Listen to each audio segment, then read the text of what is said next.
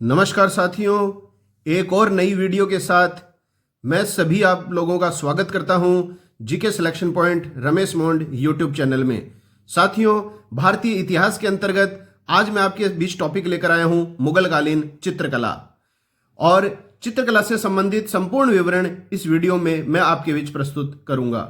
अगर वीडियो पसंद आए तो इसे लाइक कीजिए, अधिक से अधिक साथियों में शेयर कीजिए, और यदि चैनल पर नए हैं तो चैनल को सब्सक्राइब करना न भूलें। बेल आइकन को जरूर दबाएं ताकि हर बुधवार तथा शनिवार को सुबह 9 बजे मेरे द्वारा प्रस्तुत वीडियो का नोटिफिकेशन सबसे पहले आपको प्राप्त हो सके। तो शुरू करते हैं आज की वीडियो, मुगलकालीन चित्रकला। बाबर की आत्मकथा तुजुके बाबरी में उल्लेखित एकमात्र चित्रकार बिहजाद का उल्लेख मिलता है। तो साथियों, ये प्रश्न पूछा जाता है कि बाबर की आत्मकथा का नाम क्या है। तो बाबर की आत्मकथा का नाम है तुजुके बाबरी, जिसका दूसरा नाम है बाबरनामा। और किस भाषा में लिखी गई थी? ये तुर्की भाषा में।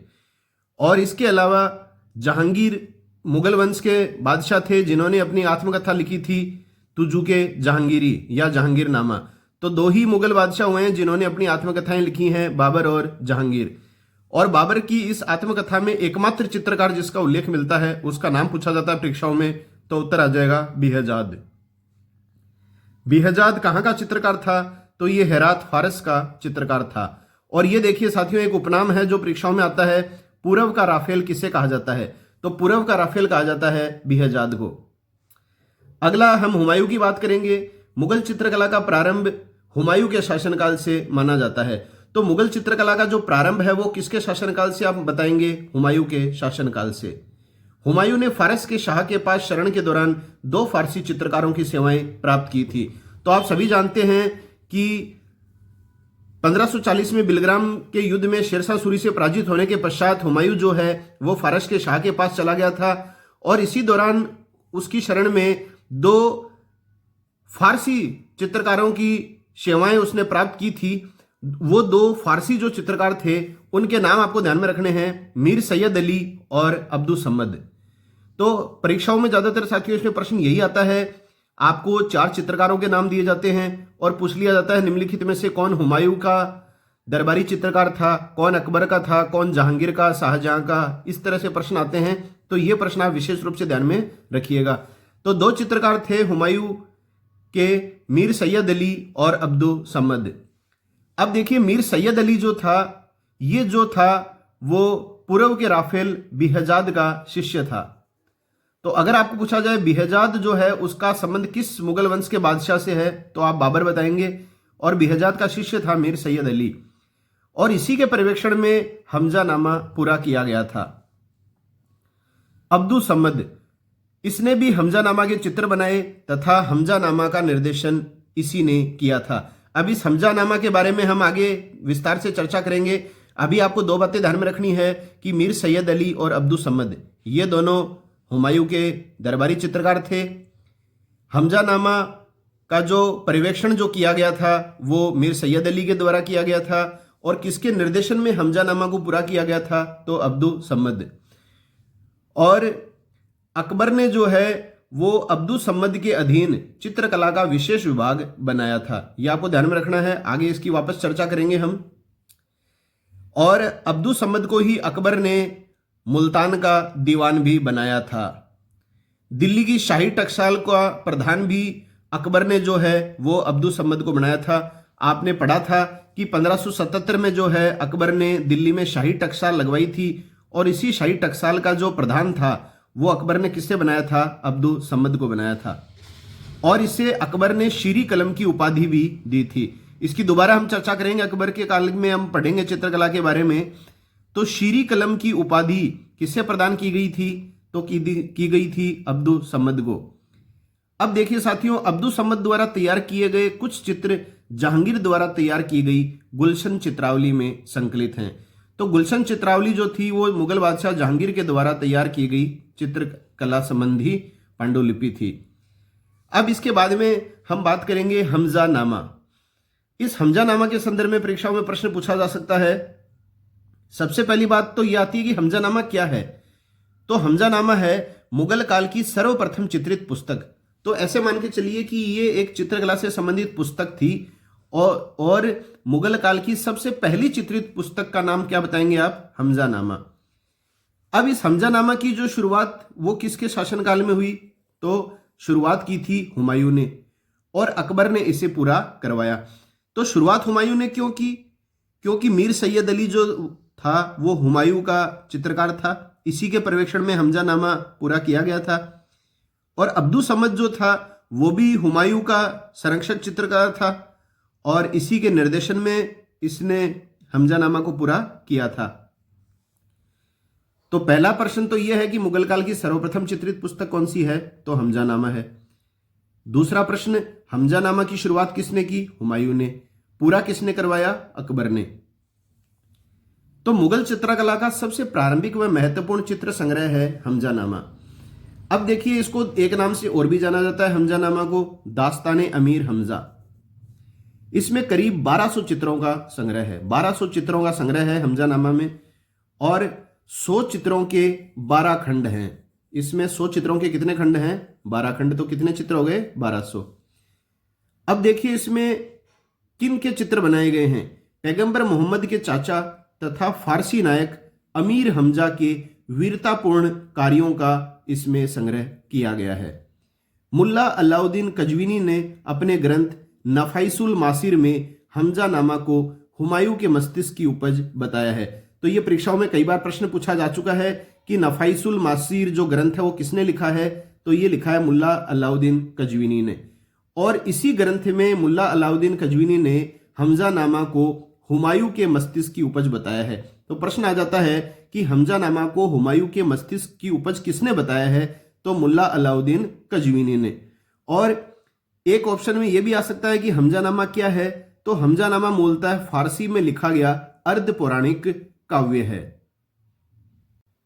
अब देखिए, मीर सैयद अली के पर्यवेक्षण में हमजानामा को पूरा किया गया, इसकी चर्चा हम कर चुके हैं। और ख्वाजा अब्दुस समद ने भी इसके चित्र बनाए थे हमजानामा के, और निर्देशन का कार्य भी किया था। ये दोनों बातें इंपॉर्टेंट हैं। अब बात करेंगे अकबर के संदर्भ में। देखिए साथियों, सबसे पहला जो प्रश्न आता है इसमें वो यही है कि अकबर का नौरत्न था अबुल फजल, और अबुल फजल ने कौन सा ग्रंथ लिखा है? आईने अकबरी।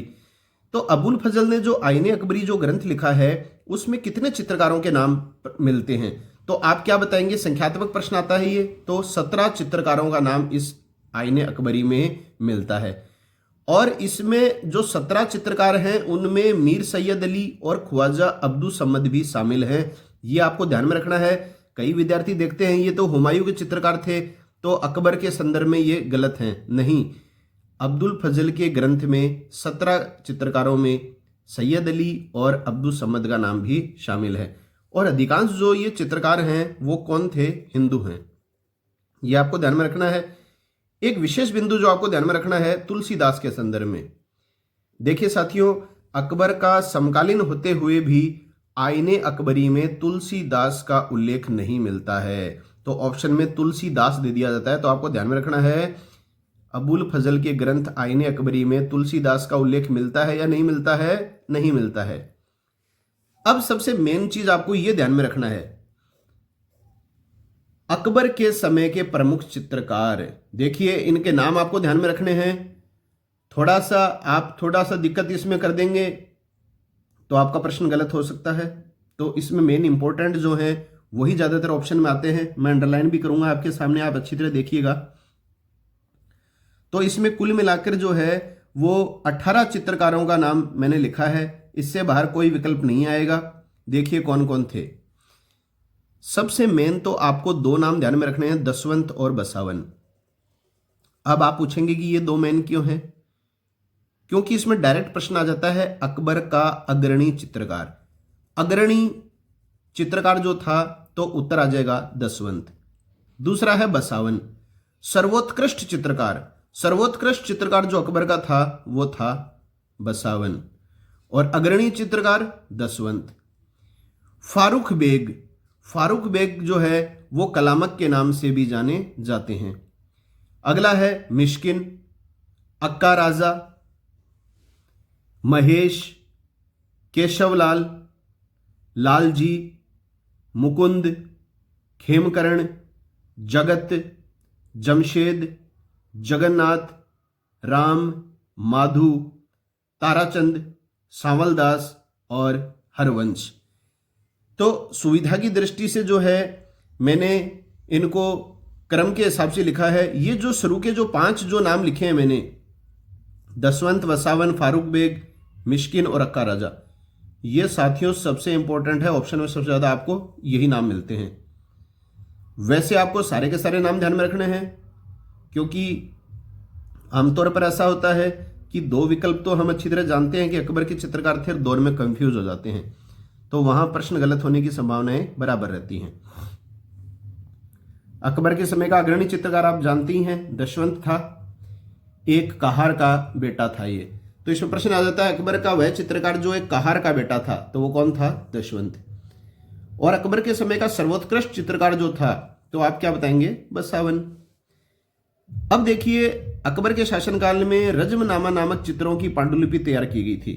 पहले हमने पढ़ा था हमजानामा, अब हम पढ़ेंगे रजमनामा। तो प्रश्न में आपको यह ध्यान में जरूर रखना है साथियों कि हमजानामा पूछा जा रहा है या रजमनामा पूछा जा रहा है। तो जैसे हमजानामा चित्रों का एक संग्रह था, वैसे ही चित्रों के एक संग्रह पुस्तिका का नाम है रजमनामा। हमजानामा हुमायूं के काल में प्रारंभ हुआ था और रजमनामा अकबर के काल में। अकबर के शासनकाल में रजमनामा नामक चित्रों की पांडुलिपि तैयार की गई। रजमनामा का पर्यवेक्षण देखिए, वहां पर्यवेक्षण किसने किया था हमजानामा का? तो हमजानामा का पर्यवेक्षण किया था मीर सैयद अली ने। और रमजानामा का पर्यवेक्षण जो किया गया था वो अब्दुल सम्मद का पुत्र था मोहम्मद शरीफ, इसने किया था। अबुल फजल द्वारा उल्लेखित चित्रकारों में फारूक बेग, फारूक कलामत को छोड़कर अन्य सभी चित्रकारों ने रमजानामा को तैयार करने में सहयोग दिया। ये आपको तथ्य ध्यान में रखना है कि सभी अकबरकालीन चित्रकारों ने रजमनामा को तैयार करने में सहयोग दिया था, एक को छोड़कर। वो कौन था जिसने सहयोग नहीं दिया? फारूक बेग या फारूक कलामत। रजमनामा जो है मुगल चित्रकला के इतिहास में मील का पत्थर माना जाता है। तो प्रश्न आ जाता है, मुगल चित्रकला के इतिहास में मील का पत्थर किसे माना जाता है? रजमनामा। और रजमनामा के अतिरिक्त अन्य चित्रित पांडुलिपि रामायण तथा अकबरनामा है। अकबरनामा किसने लिखा है? तो ये अबुल फजल के द्वारा लिखा गया है। और एक है रामायण। अब देखिए साथियों, अकबर के दरबारी प्रमुख चित्रकारों के बारे में थोड़ी सी हम व्याख्यात्मक बातें कर लेते हैं। देखिए, और मेन इंपॉर्टेंट बातें मैं आपको विशेष रूप से हाईलाइट करूंगा। पहले हम बात करेंगे दशवंत के बारे में। तो आप सभी जानते हैं कि अकबर का अग्रणी चित्रकार था ये। दूसरी बात, दशवंत के जो चित्र हैं वो साथियों केवल रजमनामा में ही मिलते हैं। ये आपको ध्यान में रखना है, रजमनामा के अतिरिक्त दशवंत के चित्र कहीं देखने को नहीं मिलते हैं। ये आपको विशेष ध्यान रखना है प्रश्न की दृष्टि से। और एक आता है प्रश्न कि अकबर का वह दरबारी चित्रकार जो मानसिक रूप से विलक्षित हो गया और उसने आत्महत्या कर ली थी, तो वो कौन था? दशवंत था। मानसिक रूप से विक्षिप्त हो गया था और 1584 में इसने आत्महत्या कर ली थी। एक बात करेंगे हम बसावन की। तो बसावन कौन था? यह सर्वोत्कृष्ट चित्रकार था अकबर का। और बसावन छवि चित्रकारी, भूदृश्यों के चित्रण और व्यंग्य चित्र का विशेषज्ञ था। अब मुख्य मोस्ट इंपॉर्टेंट जो प्रश्न आपको ध्यान में रखना है वो ये है, बसावन का सर्वोत्कृष्ट चित्र जो था वो कौन सा माना जाता है? एक कृष्णकाय घोड़े के साथ मजनू का निर्जन स्थान में भटकता चित्र। निर्जन मतलब जहां कोई नहीं देखने को मिले। तो एक कृष्णकाय घोड़े के साथ मजनू का निर्जन स्थान में भटकता चित्र किस चित्रकार का है ये? तो ये है बसावन का। ये आपको ध्यान में रखना है। तो कृष्णकाय घोड़े के साथ मजनू का निर्जन स्थान में भटकता चित्र किसने बनाया है? बसावन ने। और यूरोपीय शैली का विशेषज्ञ था बसावन। एक देखिए साथियों, विशेष बिंदु आपको ध्यान में रखना है कि वह मुगल बादशाह जिसके शासनकाल में पहली बार भित्ति चित्रकारी, जिसको हम बोलते हैं फ्रेस्को पेंटिंग, की शुरुआत हुई थी। तो भित्ति चित्रकारी की जो शुरुआत हुई थी वो हुई थी अकबर के शासनकाल में पहली बार। अगला है, अकबर के शासनकाल में चित्रकला पर ईरानी शैली के सपाट प्रभाव के स्थान पर भारतीय वृत्ताकार शैली का प्रभाव पड़ा, जिससे चित्रों में त्रिविमीय प्रभाव आ गया। तो ये ऐसी की ऐसी पंक्तियां परीक्षा में पूछी जाती हैं कि वह मुगल बादशाह जिसके शासनकाल में ईरानी शैली के स्थान पर भारतीय वर्ताकार शैली का प्रभाव पड़ा, जिससे चित्रों में त्रिविमीय प्रभाव आ गया, तो वो कौन सा शासक था? अकबर। अकबर चित्रकला को ईश्वर का अनुग्रह प्राप्त करने का सुलभ व सहज साधन मानता था। इसमें प्रश्न आता है, कौन सा मुगल बादशाह ईश्वर का अनुग्रह प्राप्त करने का सुलभ व सहज साधन चित्रकला को मानता था? तो चित्रकला आते ही हमारे दिमाग में चलता है कि हाँ, जहांगीर का काल चित्रकला का स्वर्ण काल, तो हम जहांगीर ही कर देते हैं। ऐसा नहीं है। अगर ये पंक्ति आपकी परीक्षा में आती है कि ईश्वर का अनुग्रह मतलब आशीर्वाद प्राप्त करने का सहज साधन चित्रकला कौन मानता था? अकबर। अब देखिए, अकबर का एक कथन है, आपने पढ़ा भी होगा, परीक्षाओं में देखा भी होगा ये प्रश्न। अकबर ने कथन दिया था, मैं उन लोगों से नफरत करता हूं जो चित्रकारी से घृणा करते हैं। मैं उन लोगों से नफरत करता हूं जो किससे घृणा करते हैं? चित्रकारी से घृणा करते हैं। ये अकबर का स्टेटमेंट है। चित्रों को छोटे रूप में कागज पर बनाने की विधि का प्रारंभ किसने किया? तो चित्रों को छोटे रूप में कागज पर बनाने की जो विधि है उसका प्रारंभ किया था अकबर के चित्रकार फारूक बेग कलामक ने। अकबर के दरबार में आने वाला चित्रकार अगा रज्जा, इसका नाम हमने पढ़ा था। अकबर के चित्रकारों में अगा रज्जा का 5वां नाम शायद यही था। प्रतिलिपियों तथा अनुकृतियों के लिए विख्यात था। तो प्रतिलिपियों के लिए जो प्रसिद्ध चित्रकार था वो कौन था? अगा रज्जा। अगला है जहांगीर। जहांगीर के काल में मुगल चित्रकला अपने चरम पर पहुंची।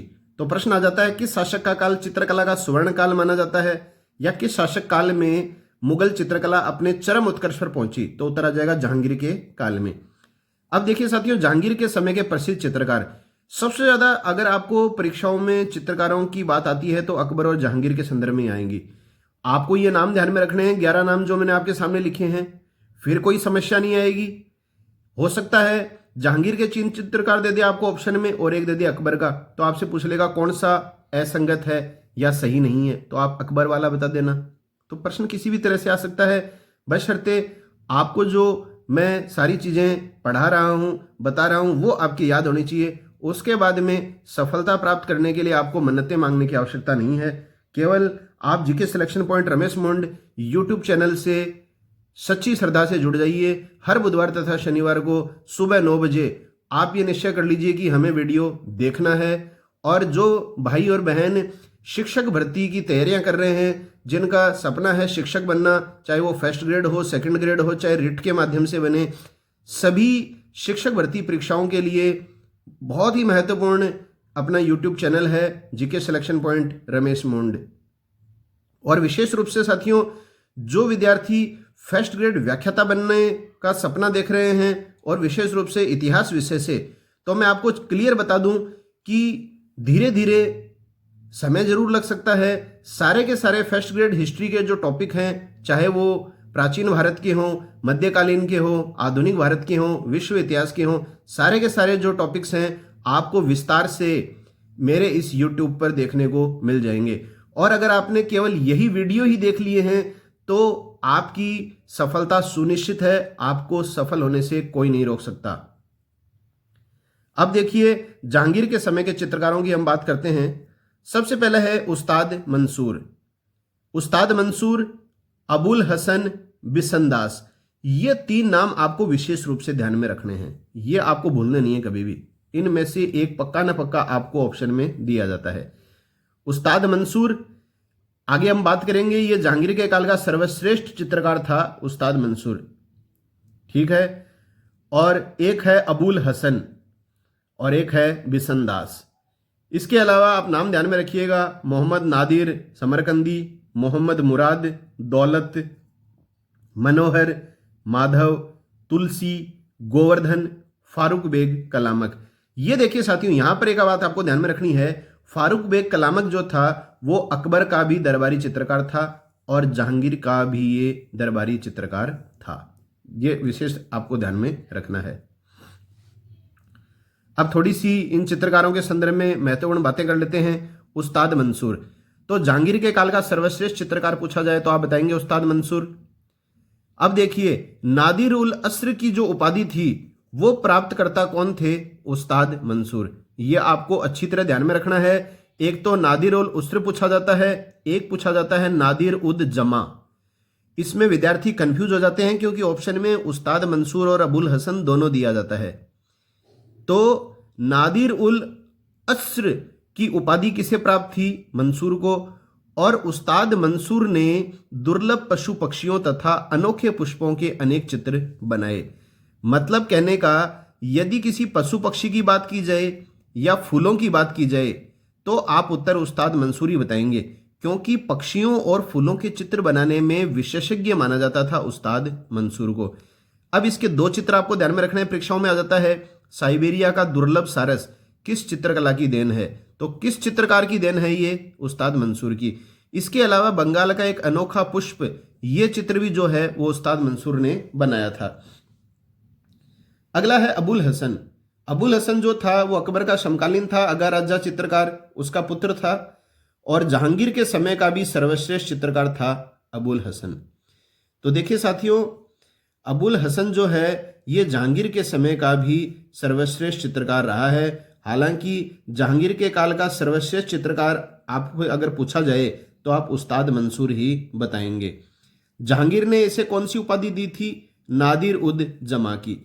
तो नादिर उद जमा की उपाधि तो अबुल हसन को प्राप्त थी और नादिर उल अस्र की उपाधि उस्ताद मंसूर को प्राप्त थी। अबुल हसन ने तुजुके जहांगीरी के मुख्य पृष्ठ के लिए भी चित्र बनाया था। आपको ध्यान में रखना है, तुजुके जहांगीरी ये क्या है? जहांगीर की आत्मकथा है। तुजुके जहांगीरी जो ग्रंथ है उसके मुख्य पृष्ठ का चित्र किसने बनाया है? अबुल हसन ने। अबुल हसन ने मात्र 13 वर्ष की आयु में सबसे पहले ड्यूटर के संत जॉन पॉल की तस्वीर की एक नकल बनाई थी। तो इंग्लैंड के ड्यूटर के संत जॉन पॉल की तस्वीर की एक नकल बनाई थी मात्र 13 वर्ष की आयु में। किसने बनाई थी? अबुल हसन ने। यह प्रश्न भी परीक्षाओं में पूछा जा चुका है।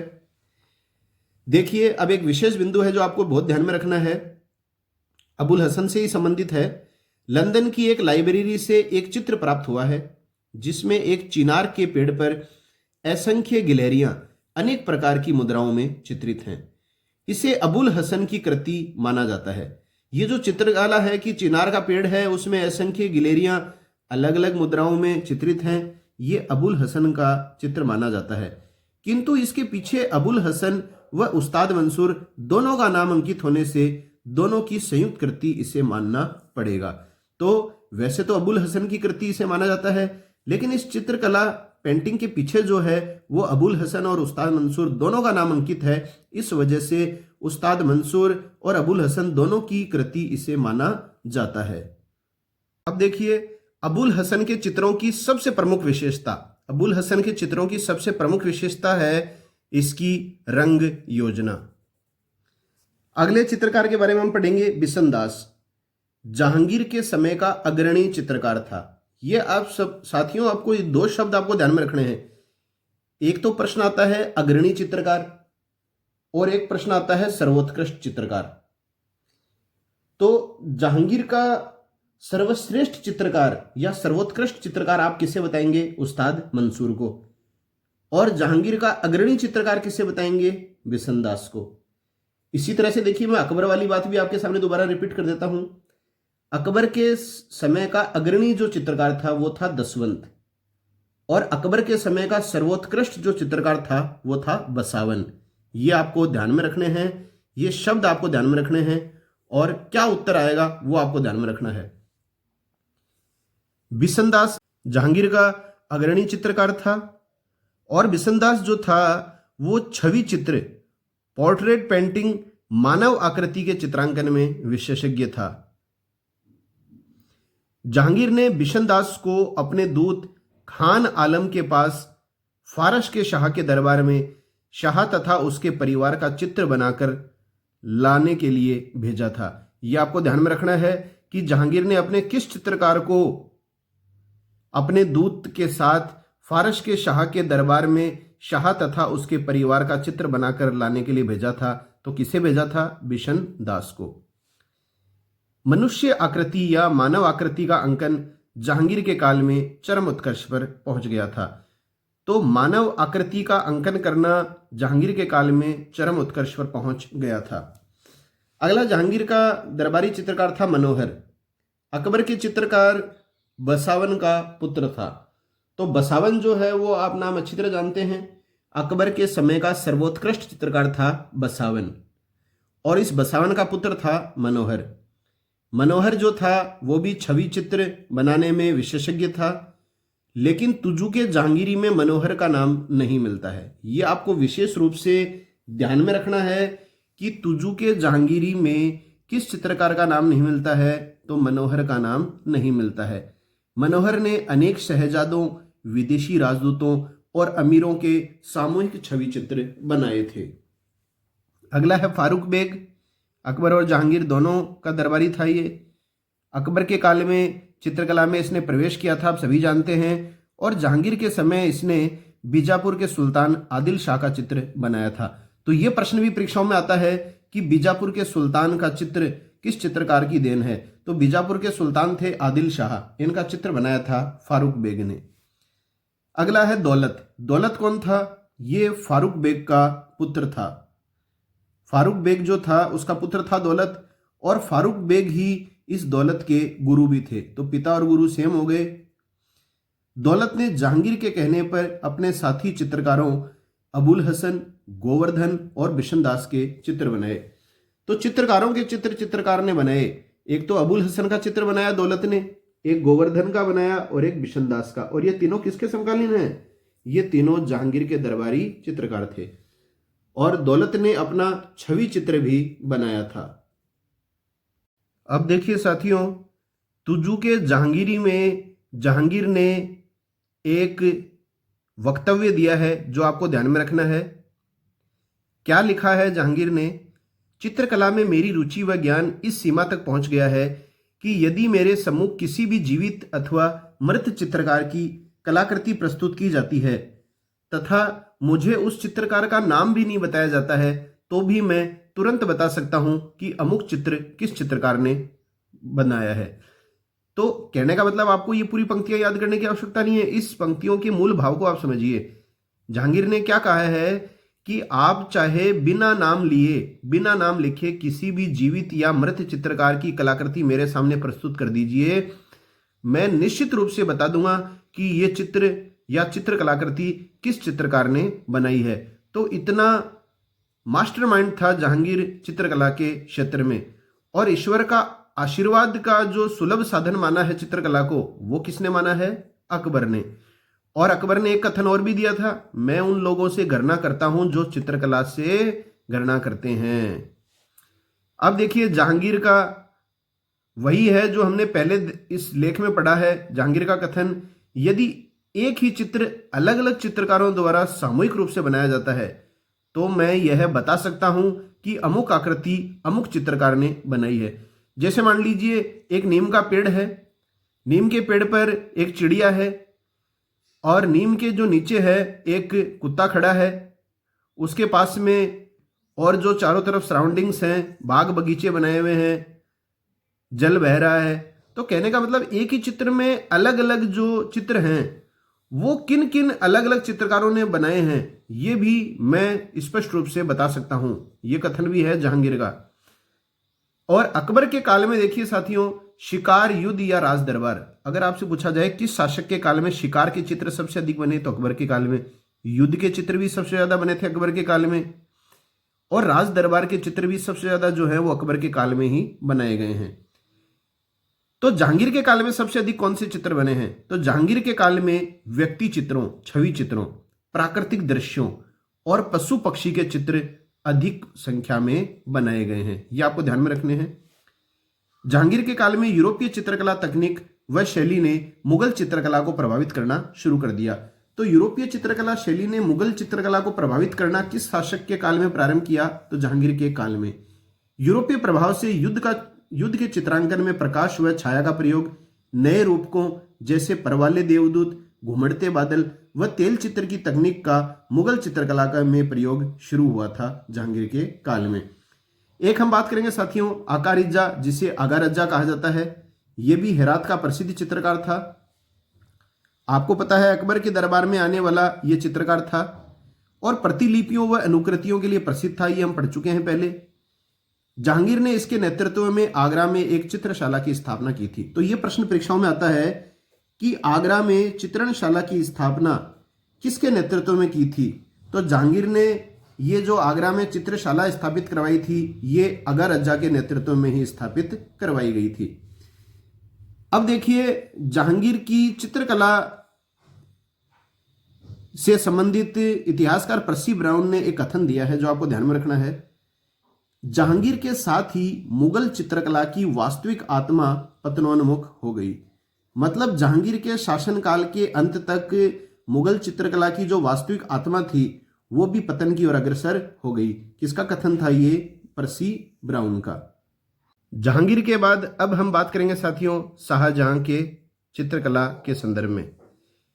तो शाहजहां ने चित्रकला के स्थान पर स्थापत्य कला पर अधिक जोर दिया था। आप सभी जानते हैं, इससे पहले जो मैंने वीडियो बनाए हैं चित्रकला से पहले, वो मुगल कालीन स्थापत्य कला से संबंधित रहे हैं और उसमें 3 भाग मैंने बनाए हैं आपके सामने।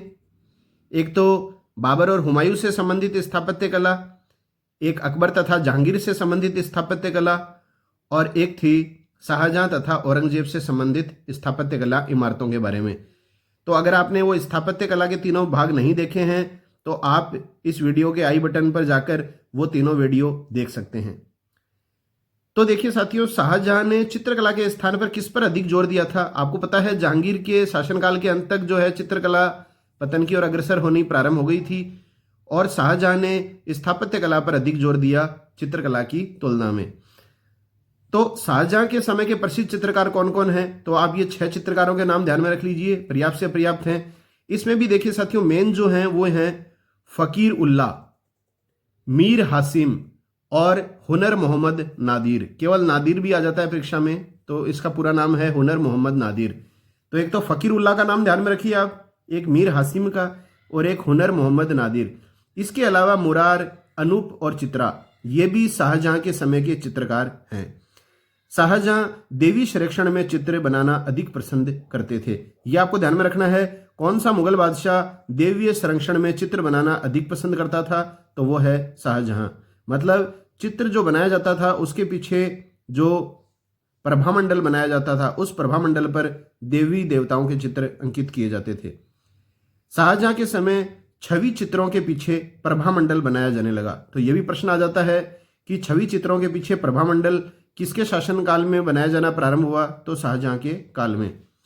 शाहजहां का एक चित्र भारतीय संग्रहालय में है। इसमें शाहजहां को सूफी नृत्य करते हुए दिखाया गया है। तो किस मुगल बादशाह को चित्रकला में, चित्रकारी में सूफी नृत्य करते हुए दिखाया गया है? तो वो है शाहजहां। अब बात करेंगे औरंगजेब के संदर्भ में। तो औरंगजेब ने जो है वो चित्रकला को इस्लाम के विरुद्ध माना और इसे क्या करवा दिया? बंद करवा दिया। इसके काल में चित्रकार अन्य प्रांतों की राजधानियों में चले गए। इससे क्षेत्रीय चित्रशैली विकसित हुई। अलग अलग क्षेत्रों की अलग अलग चित्रशैलियां जो है वो किसके शासनकाल में विकसित हुई थी? औरंगजेब के काल में। कारण क्या था? क्योंकि इसने इस्लाम के विरुद्ध माना चित्रकला को, और चित्रकार जो थे वो इसके काल में अन्य प्रांतों की राजधानियों में चले गए थे। अब देखिए इतिहासकार मनुची ने क्या कहा है। औरंगजेब की आज्ञा से अकबर के मकबरे वाले चित्रों को चूने से पोत दिया गया। तो अकबर के मकबरे वाले जो चित्र थे उनको चूने से पोत दिया गया था। किसकी आज्ञा से? औरंगजेब की आज्ञा से। ऐसा स्टेटमेंट दिया है मनुची ने। तो ये गलत भी नहीं है, सही सत्य कथन है ये। मुगल काल में यूरोपीय चित्रकला से प्रभावित चित्रकारों में प्रमुख थे।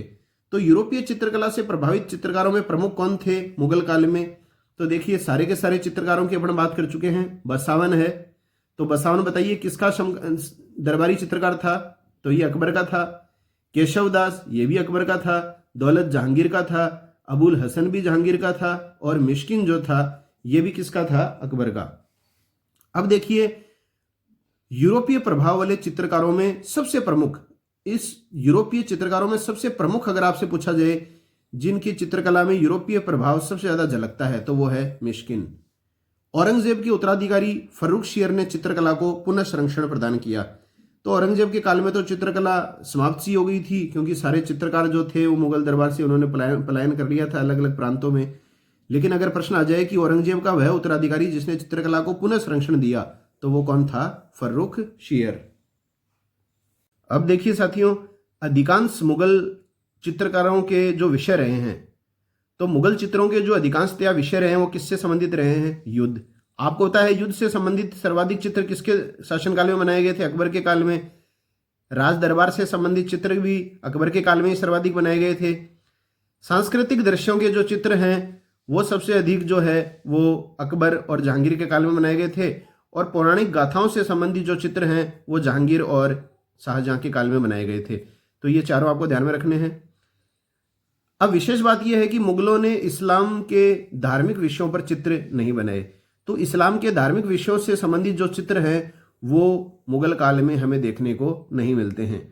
कौन से चित्र बनवाए थे मुगलों ने? हिंदू व ईसाई धर्म पर कुछ चित्र बनाए हैं। हिंदू और ईसाई धर्म पर हालांकि कुछ चित्र जरूर हमें देखने को मिलते हैं।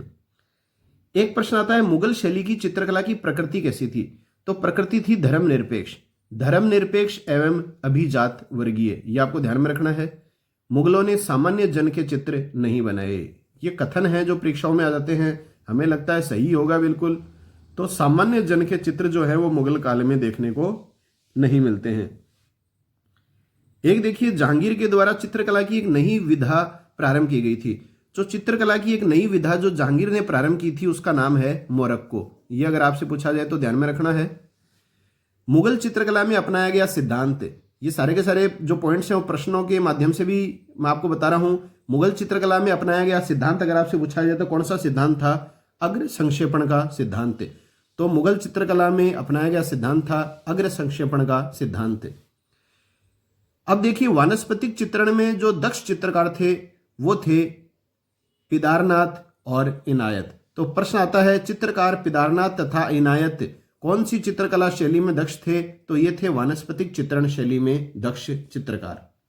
तो साथियों, ये है आज हमारा वीडियो मुगलकालीन चित्रकला, जिसके अंतर्गत हमने बाबर, हुमायूं, अकबर, जहांगीर, शाहजहां और औरंगजेब से संबंधित संपूर्ण चित्रकला संबंधी तथ्य आपके सामने प्रस्तुत किए हैं। साथियों, प्रत्येक बुधवार तथा शनिवार को सुबह 9 बजे मेरे इस channel GK selection point Ramesh Mond के माध्यम से वीडियो आपके बीच प्रस्तुत किया जाता है। आप नियमित रूप से चैनल से जुड़िए। चैनल को सब्सक्राइब नहीं किया है तो चैनल को सब्सक्राइब कर लें, बेल आइकन को दबा लें, ताकि आप मेरे द्वारा प्रस्तुत वीडियो का नोटिफिकेशन सबसे पहले प्राप्त कर सकें। तो मिलते हैं नए वीडियो के साथ, तब तक के लिए जय हिंद, जय भारत, वंदे मातरम।